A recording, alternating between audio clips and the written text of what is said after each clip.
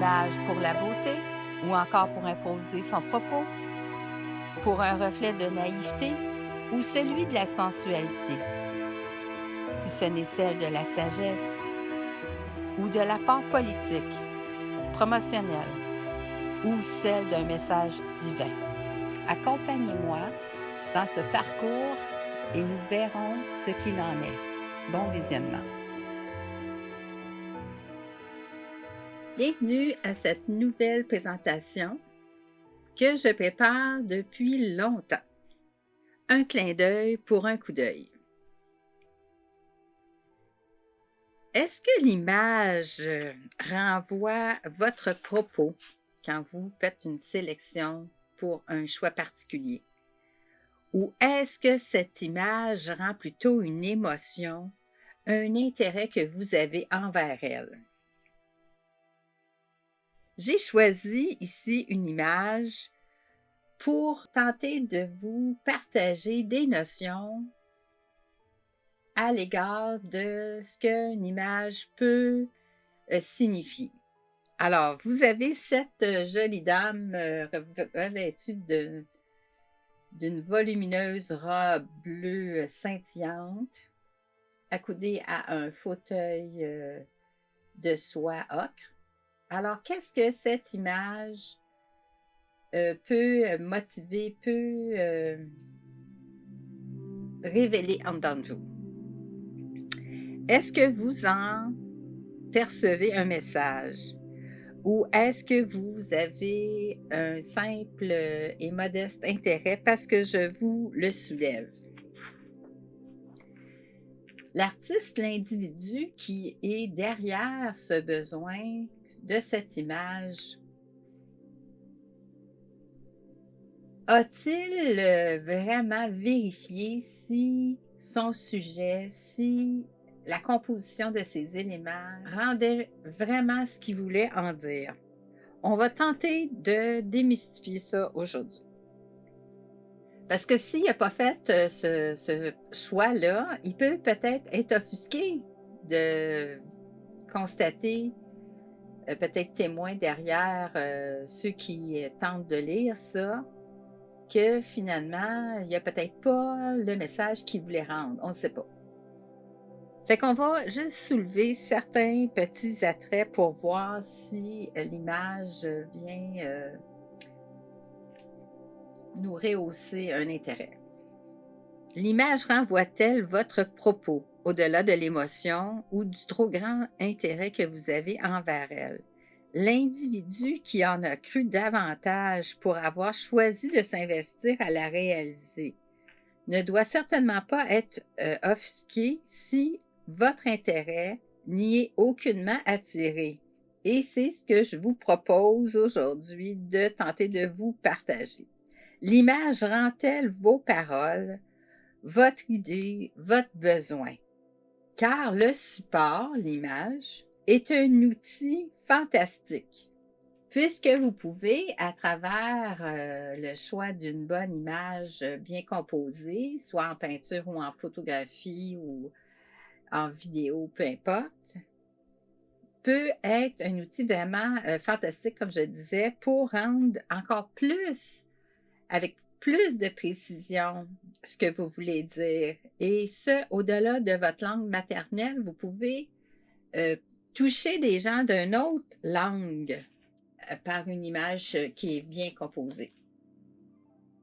Est-ce que le message est bien véhiculé? Puis quand il est bien composé, quand les éléments sont bien organisés, bien choisis par rapport à ce qu'on veut dire et tout ça, imaginez, ça peut dépasser votre temps terrestre. Vous pouvez avoir touché tellement l'individu que l'image, votre composition demeure. On a vu ça avec certains artistes où ça fait tant d'années qu'ils sont décédés et l'image demeure, le message demeure au-delà de l'image. L'image rend un message et c'est ce message-là qui attire l'attention. Alors, si c'est bien composé, on va toucher nos semblables, assurément. Car une simple image, sans l'intention du créateur derrière, alors sans une vraie énergie, sans une vraie passion, sans un vrai besoin, bien nécessairement va stimuler chez celui qui est devant elle la même énergie. Qu'on la comprenne ou pas, on ne va pas plus avoir d'intérêt que celui qui l'a composée. Sur cette image-ci, ce qui s'expose est cette femme avec cette belle grosse robe bleue scintillante.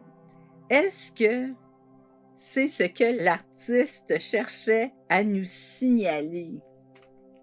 Il cherchait-tu à nous dire « Es-tu belle sa robe? » Bien que le message de l'image soit uniquement bâti par la composition et le choix des éléments, dans celle-ci, dans cette image-là, les éléments là, sont la femme, sa robe et le fauteuil. Sans en être vraiment conscient, on a fort probablement tendance à penser que le personnage est d'une autre époque, à cause de son vêtement, surtout. Et c'est sûr que c'est renforcé par le décor dans lequel elle se situe, le mur derrière, le fauteuil en satin ocre devant elle. Alors, on l'associe facilement à une autre époque. Ça, c'est vraiment un attrait qu'on peut soulever parce que même si on est à l'époque actuelle, est-ce que le choix de ce qu'on choisit de dire est plus qu'une belle image? Puis est-ce que cette image-là corrobore avec un intérêt actuel? Parce que ici, quand on regarde ça, quand on n'a aucune conscience, par exemple, de composition artistique ou d'histoire de l'art ou de composition d'organisation picturale, bien, nécessairement, d'une façon assez évidente, on va relier ce portrait-là, cette image-là, à une autre époque. Et avec nous, actuellement, on n'aura pas vraiment de lien. On va dire, bon, c'est une autre époque. Qu'est-ce qui pourrait peut-être motiver un lien?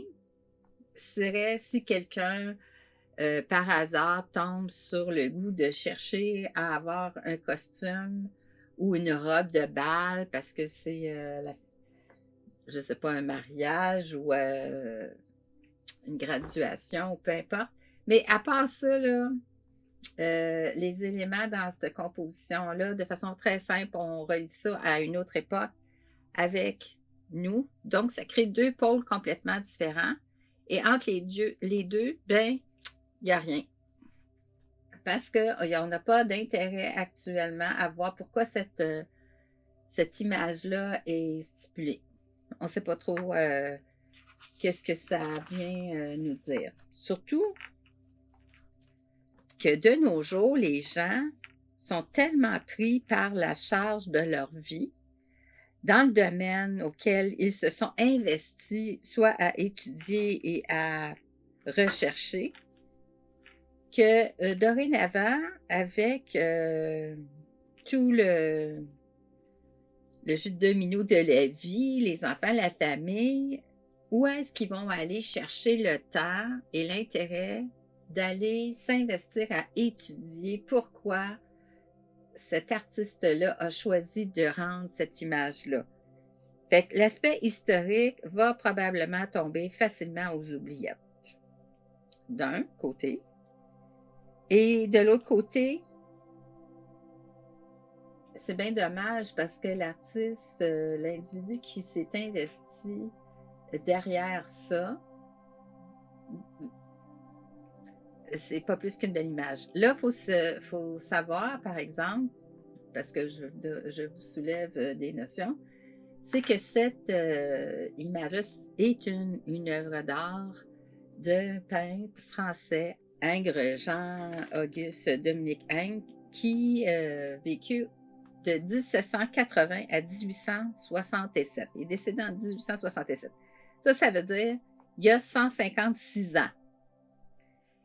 Fait qu'on peut comprendre que le gap entre le passé et le présent, à l'heure actuelle, 2023 et 1867, la photographie couleur n'était pas encore là et les gens optaient bien souvent, s'il y avait les moyens, pour se faire des œuvres peintes à l'huile à cette époque-là, plus précisément. Mais au-delà de ça, on n'a pas de lien avec l'intérêt pour l'image. On peut dire que l'image a été bien restaurée si, à côté du tableau, on voit l'année où le peintre est décédé. Il faut aussi faire attention, de parenthèse, qu'il y a certains endroits qui sont responsables de conserver ces œuvres-là, font la restauration et des fois font même refaire le tableau où on n'est pas fidèle à tous les éléments de base, soit à cause de l'époque, le temps a altéré l'œuvre, il y a des couleurs qui se sont probablement estompées à cause de la chaleur, de la lumière, peu importe. Fait que quand ils sont refaits, il faut souvent avoir l'œil ajusté parce qu'on en voit qui sont dénaturés complètement. Et pour avoir une meilleure objectivité du peintre, de l'artiste initial, il faut aller dans d'anciens volumes, si on peut retrouver la, la signature, si on veut, le style de l'artiste pour le revoir dans les tableaux. Mais ça, c'est pour des gens qui ont un intérêt encore plus grand. Fait qu'il ne faut pas nécessairement dire, bon, ben, ça, c'était de Ingres nécessairement. Ça ne veut pas dire que ça ne l'était pas, là, mais il y a des tableaux que moi, j'ai étudiés plus en profondeur de d'autres artistes et c'est assez choquant de voir comment on n'a pas nécessairement été fidèle à tous les détails qui emmènent bien souvent les éléments, des éléments subtil au message. Fait que faut être encore conscient de ça. Mais en ce qui nous concerne aujourd'hui avec cette image-là, si on n'a pas de lien, de notion historique ou en histoire de l'art, ou même en organisation picturale, comment organiser le tableau, il n'y a pas bien de message qui en ressort. On sait aussi, parce que j'ai un peu étudié Ingres, que Ingres n'était pas tellement en faveur de peindre des portraits. C'est sûr qu'à cette époque-là, quelqu'un qui pouvait survivre ou vivre ou se déployer dans son art, il y a quelquefois qu'il fallait qu'il fasse peut-être des commandes pour arriver à boucler tout son agenda. Mais Ingres n'était pas tellement en faveur de peindre des portraits. Fait que c'est un premier point qui vient encore appuyer que le tableau n'est pas d'un intérêt très grand. L'intention du peintre derrière le tableau, qui n'aime pas plus que ça peindre du portrait, on le sent. Même si on ne le sait pas, même si on n'a pas de notion, on va le sentir. Fait que là, on a dans un premier temps une époque lointaine où entre nous et cette époque-là se passe un vide si on n'a pas d'histoire, on ne s'est pas investi en histoire de l'art ou en histoire en histoire tout court. Fait qu'on a déjà un gap. On a un deuxième renforcement d'un manque d'intention par le peintre qui n'aime pas tellement, même si le travail est bien fait, le message n'est pas fort. Et le troisième, on regarde le personnage, hein, au-delà de son vêtement et de son environnement, et elle semble plutôt lasse, il y a une lassitude dans son regard, elle semble blasée. Alors, on a un troisième élément, où ce qu'on peut lire dans un premier temps, là, où elle n'a même pas d'intérêt à nous présenter qui elle est.